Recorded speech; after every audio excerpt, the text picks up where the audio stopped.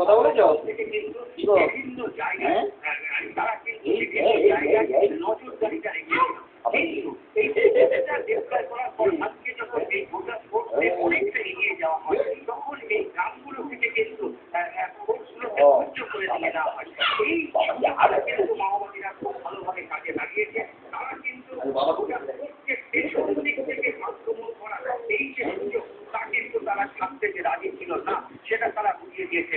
অর্থাৎ একটা কথা তাপিয়া বলতেই হবে, সেটা হচ্ছে মাওবাদীদের সঙ্গে গত 3 দিন ধরে গত 2 দিন ধরে যে লড়াইটা চলছিল, অর্থাৎ কিছুটা স্নায়ুযুদ্ধ এবং কিছুটা হচ্ছে ট্যাকটিক্যাল লড়াই, সেই ট্যাকটিক্যাল লড়াইয়ে কিন্তু প্রথম দফায় অন্তত কিছুটা পিছু হতে হলো এই আধা সামরিক বাহিনী এবং পুলিশের সশস্ত্র বাহিনীকে। কারণ এই অঞ্চলকে এইভাবে রেখে তার পেছনের জায়গাটাকে এইভাবে অরক্ষিত রেখে কোনোভাবে আগের থেকে ঠিক না সেটা নিশ্চিত আমি বলতে পারছেন।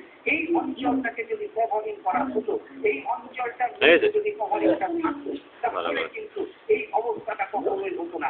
আমরা নিশ্চিতভাবে বিশ্বাস করি যে কালকের থেকে যখন এই অভিযান শুরু হবে, অর্থাৎ লালগড়ে যাওয়ার যে অভিযান, সেই সময় নিশ্চিতভাবে এই বিষয়টা মাথায় রাখবে। কিন্তু আজকে যে ঘটনাটা হয়েছে আমরা যেটা জানতে যেটা ঘটনা ঘটেছে যে হঠাৎ করে অতর্কিতে বেশ কিছু জায়গায় মানববন্ধন গড়ে তোলা হয় 10 জন 15 জন 20 জনের বাহিনী দিয়ে।